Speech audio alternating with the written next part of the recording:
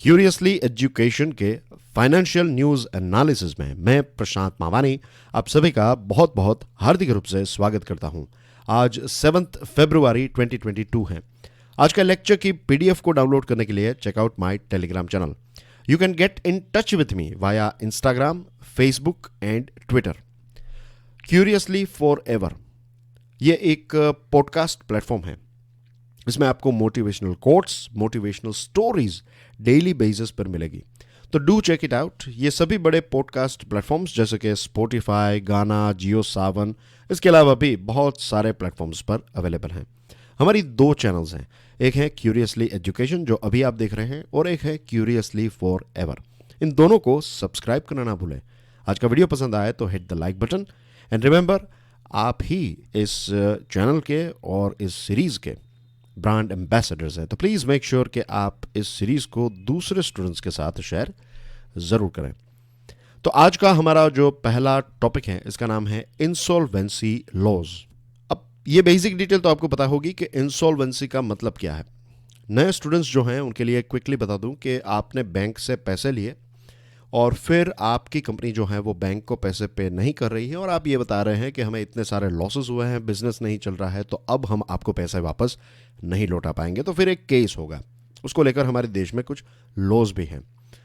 अब हमारे देश में तो चलो जो कंपनीज हैं उनको तो हम किसी ना किसी तरीके से हैंडल कर लेंगे, लेकिन उन कंपनीज का क्या जो दूसरे देशों से हमारे देश में पैसे इन्वेस्ट करती हैं और फिर यहाँ पर लोन लेती हैं और फिर पैसे पे नहीं करती हैं, तो इन कंपनीज के ऊपर भी केस होगा।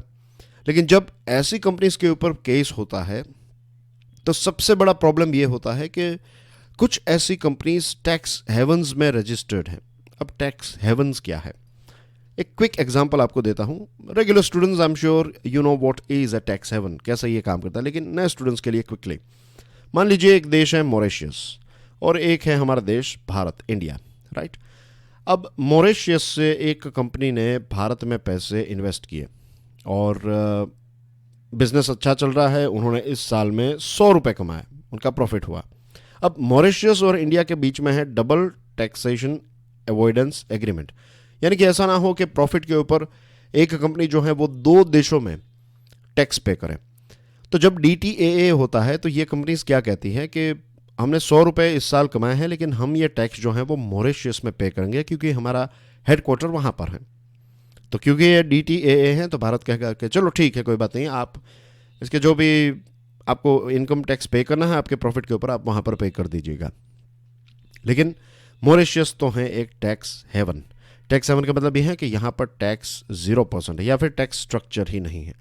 तो ये 100 रुपये का जो प्रॉफिट है वो डायरेक्टली इंडिया से बाहर चला जाएगा और मॉरिशस में तो आपको कोई टैक्स ही पे नहीं करना है। तो बहुत सारे देश और बहुत सारी कंपनीज क्या करती हैं, मान लीजिए USA की कोई कंपनी है, ऑस्ट्रेलिया की कोई कंपनी है, तो ये कंपनीज जो है वो अपनी एक ऑफिस मॉरिशस में सेट करेंगे और फिर यहाँ से पैसे जो हैं वो इंडिया में इन्वेस्ट करेंगे और प्रॉफिट जब आएगा तो वो फिर DTAA कह के DTAA में जो क्लॉजेज हैं उनका इस्तेमाल करके फिर प्रॉफिट जो है वो बाहर निकाल देंगे। तो भारत को कोई टैक्स नहीं मिला और यहाँ पर कोई टैक्स पे नहीं करना है, तो इनको बहुत ज़्यादा फ़ायदा हो रहा है।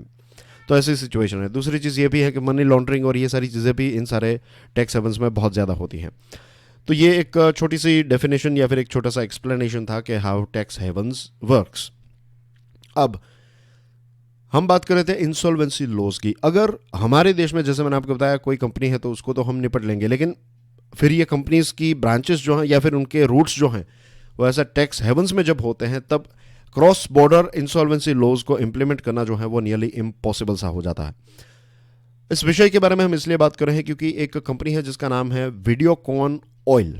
अब वीडियोकॉन ऑयल जो है इनकी कुछ एसेट्स ब्राज़ील और इंडोनेशिया में हैं और ये जो कंपनीज हैं इन्होंने क्या किया है, बेसिकली ये जो कंपनी है वीडियोकॉन ऑयल, इसने क्या किया है कि कुछ टैक्स हेवंस जैसे कि ब्रिटिश वर्जिन आइलैंड्स और केमन आइलैंड्स के माध्यम से इन्होंने ब्राज़ील और इंडोनेशिया में पैसे इन्वेस्ट किए हैं। अब चलिए सबसे पहले तो ब्रिटिश वर्जिन आइलैंड्स और केमन आइलैंड्स हैं कहाँ पर, इसको लोकेट कर लेते हैं। 2 मैप्स हैं आपकी स्क्रीन के ऊपर, ये वाला ब्रिटिश वर्जिन आइलैंड का है और ये वाला केमन आइलैंड का है। दोनों एक दूसरे के बहुत नज़दीक हैं। तो as you can see here, ये है हेटी, ये है डोमिनिक रिपब्लिक, उसके बाजू में है पोर्टो रिको और उसके नज़दीक में छोटे छोटे आइलैंड्स जो हैं, so this is British virgin island, ये कैरेबियन एरिया है, राइट, कैरेबियन आइलैंड्स इनको कहते हैं। और यहाँ पर जमाइका और क्यूबा देख रहे हैं, तो इस वाले मैप में देखिए जमाइका और क्यूबा के थोड़े ही नज़दीक आपको ये देखने को मिलते हैं केमन आइलैंड्स। ठीक है, आई होप अब इसका लोकेशन जो है आपको क्लियर हो गया होगा। अब ये जो वीडियोकॉन इंडिया है हमारे देश की कंपनी, तो इसने क्या किया है, एक स्पेशल पर्पस व्हीकल से इन टैक्स हेवंस में ऐसी कंपनी सेटअप की है, और ये कंपनी ने फिर ब्राज़ील और इंडोनेशिया में अपनी एसेट्स जो हैं उनको ख़रीदा है या फिर वहाँ पर क्रिएट किया है। तो ऐसी जब कंपनीज होती हैं इनके साथ, जैसे कि वीडियोकॉन इंडिया के साथ कोई इश्यू होगा और फिर हम उसके रूट में जाएंगे तब पता चलेगा कि वीडियोकॉन ऑयल जो हैं उन्होंने तो अपना सेटअप ब्रिटिश वर्जिन आइलैंड्स और केमन आइलैंड्स में सेटअप किया है, तो फिर इनके ऊपर इंसॉल्वेंसी लॉज लगाना जो है वो बहुत ही डिफ़िकल्ट हो जाता है, क्योंकि बहुत ही चीज़ें काफ़ी कॉम्प्लेक्स हो जाती हैं। नीरव मोदी का भी केस ऐसा ही है। नीरव मोदी ने डेलावेयर नाम की एक जगह है यूनाइटेड स्टेट्स में, तो वहाँ पर ये एक जो डेलावेयर है ये यूनाइटेड स्टेट्स का एक प्रकार से टैक्स हेवन है, तो वहाँ पर उसने यहाँ पर अपनी कंपनी सेटअप की है और फिर वो दूसरे देशों में इन्वेस्ट करता है। तो ऐसी जब सिचुएशन होती है तो चीज़ें काफ़ी डिफ़िकल्ट हो जाती हैं। Tax friendly jurisdictions have caused legal hurdles in taking control of assets. This is because they work on the premises of confidentiality.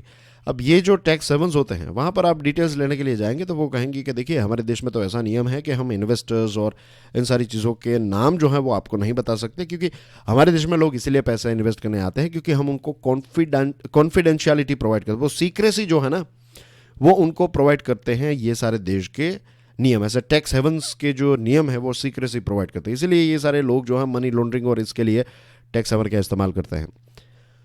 तो वो अपने लॉ नहीं तोड़ेंगे और हम अब हमारे लॉज जो हैं वो इम्प्लीमेंट नहीं कर पाएंगे, और इसकी वजह से फिर इंसॉल्वेंसी में बहुत इंसॉल्वेंसी के केसेस, खास करके क्रॉस बॉर्डर इंसॉल्वेंसी के केसेस में बहुत सारे इश्यूज होते हैं। बजट स्पीच में निर्मला सीतारमण जी ने यह बताया कि भारत में इंसॉल्वेंसी फ्रेमवर्क को लेकर कुछ एवोल्यूशन करने की आवश्यकता है, राइट, खास करके क्रॉस बॉर्डर इंसॉल्वेंसी को हम सॉल्व कर सकें।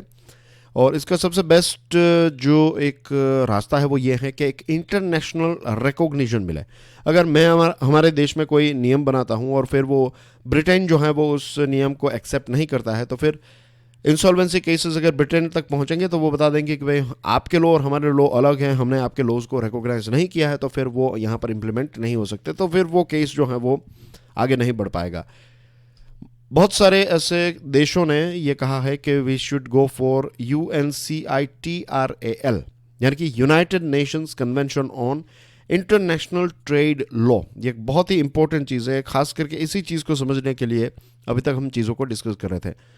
तो अभी इसको मीन्स बनाया जा रहा है, राइट, और इसमें यह होगा कि ये जो इंसॉल्वेंसी के लॉज हैं ये सभी देशों के ऊपर यूनिफॉर्मली अप्लाइड होंगे। The object of the convention is that these nations will recognize insolvency proceedings in each other's jurisdictions on an equal footing.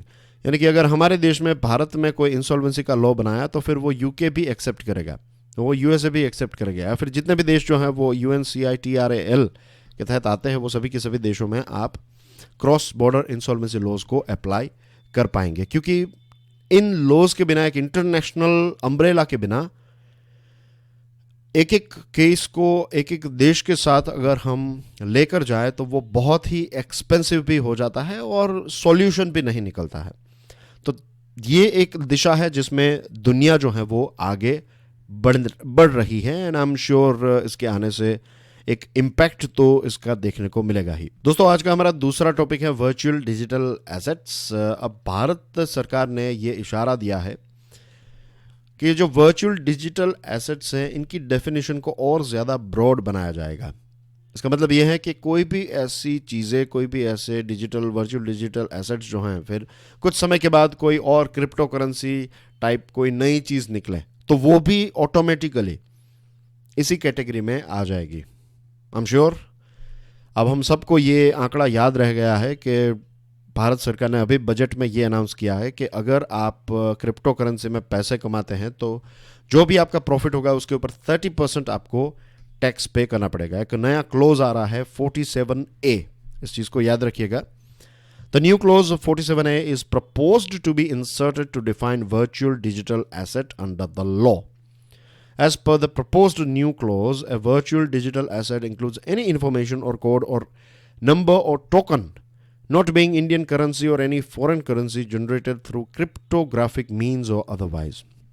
कोई फॉरेन करेंसी है या फिर कोई इंडियन करेंसी है, तो इन चीज़ों को एक्सक्लूड करके बाकी जितनी भी चीज़ें जिसको आपने क्रिप्टोग्राफिक तरीके से या फिर दूसरी कोई टेक्निकल चीज़ों से अगर तैयार किया है, तो इस प्रकार की जितनी भी जिसको करेंसी कहते हैं, तो इन सारी चीज़ों को वर्चुअल डिजिटल एसेट के तौर पर माना जाएगा. इसमें नॉन फंजिबल टोकन्स जो हैं वो भी इस डेफिनेशन का पार्ट बन जाएंगे. कुछ एक्सपर्ट्स का कहना यह है कि अभी पीयर टू पीयर और वॉलेट टू वॉलेट ट्रांजैक्शंस जो हैं वो इससे बच सकते हैं कि आपके वॉलेट में कुछ है और आपने उस मेरे वॉलेट में ट्रांसफ़र कर दिया, तो ऐसे ट्रांजैक्शंस जो हैं वो शायद टैक्स में से बच जाएं. और कुछ लोगों का कहना ये है कि ये जो टैक्स लगाया है, तो कई बार ऐसा भी हो सकता है कि जो ब्लैक मनी है, मनी लॉन्ड्रिंग जो है वो भी अब हो पाएगा इससे, या फिर हो सकता है. वैसे क्रिप्टो करेंसी का इस्तेमाल जो है वो मनी लॉन्ड्रिंग के लिए काफ़ी होता है. तो ये सारी चीज़ों को रोकने के लिए सरकार को और ज़्यादा क्लैरिफिकेशन देने की आवश्यकता है. Another industry expert said this would not apply to gifts given prior to 31st March. कुछ का कहना यह है कि 31st मार्च से पहले अगर आपने गिफ्ट में आपको क्रिप्टो मिले हैं तो इसके ऊपर टैक्स नहीं लगेगा.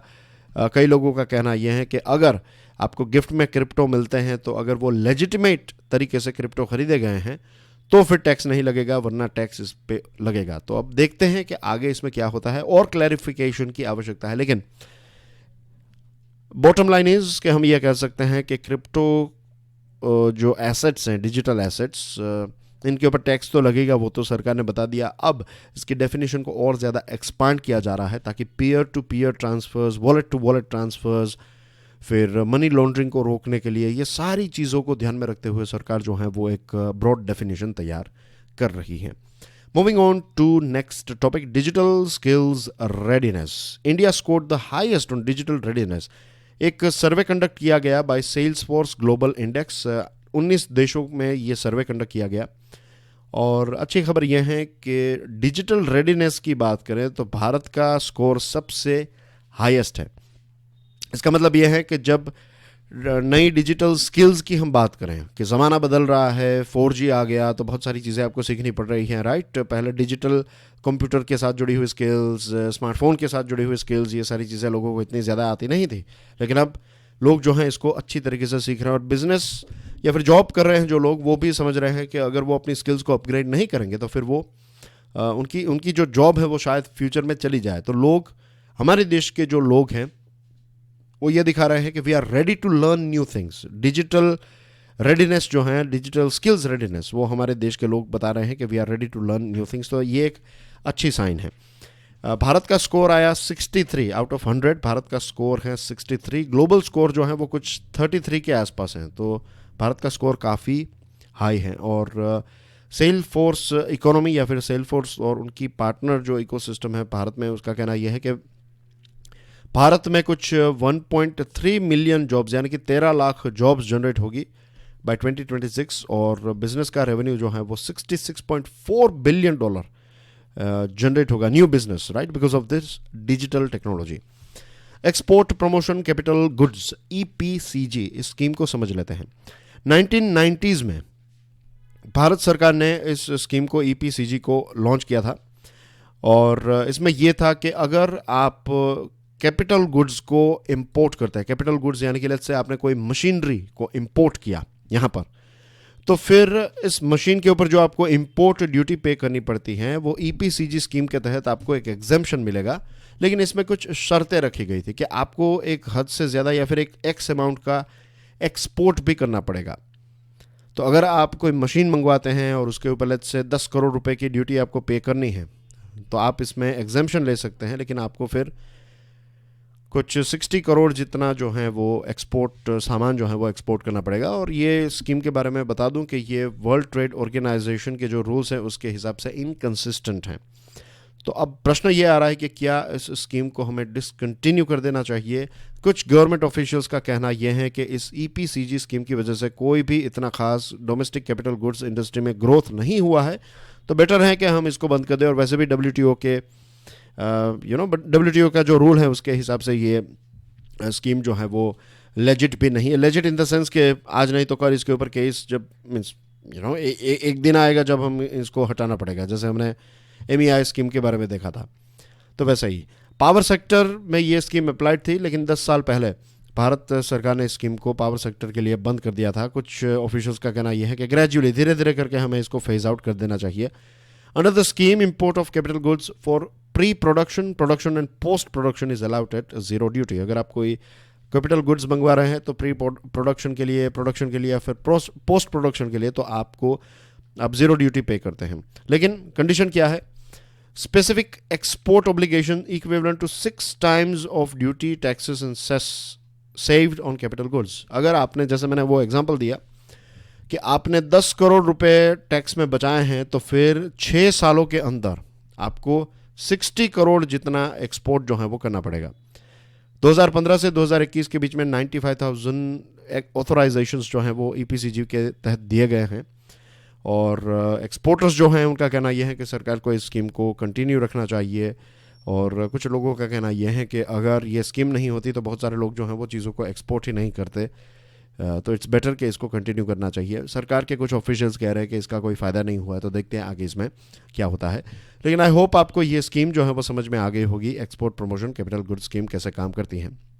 That's everything.